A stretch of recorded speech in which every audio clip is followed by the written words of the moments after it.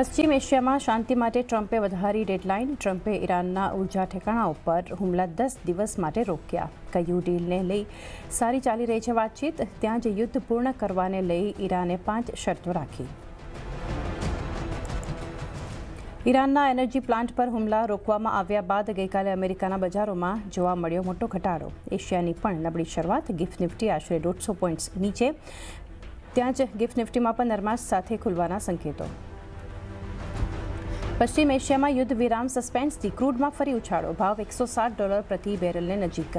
ત્યાં જ ડોલરની મજબૂતી અને મોંઘવારીની ચિંતાએ સોનામાં 3% તો ચાંદીમાં 5%નો ઘટાડો. ઇન્ફોસિસે અમેરિકાના હેલ્થકેર આઈટી સેક્ટરમાં 2 સોદાની કરી જાહેરાત. ઓપ્ટિમમ હેલ્થકેરને $465 મિલિયન એટલે આશરે 4,376 કરોડ રૂપિયામાં ખરીદશે, તો સ્ટ્રેટસ ગ્લોબલને $95 કરોડ ખરીદવાની જાહેરાત. જીઓ ફાઇનાન્સ અને અલાયન્સના જોઈન્ટ વેન્ચર અલાયન્સ જીઓ રીઇન્સ્યોરન્સે દેશમાં શરૂ કર્યો કારોબાર. બંને કંપનીઓની જોઈન્ટ વેન્ચરમાં છે 50% હિસ્સેદારી. અને મિડલ ઇસ્ટ સંકટ પર ચર્ચા માટે આજે પીએમ મોદી કરશે મુખ્યમંત્રીઓ સાથે મોટી બેઠક. ચૂંટણીવાળા રાજ્યોના સીએમ નહીં થશે સામેલ, તો સાથે જ એનર્જી અને ગેસ સપ્લાય સુરક્ષાને લઈ થશે ચર્ચા.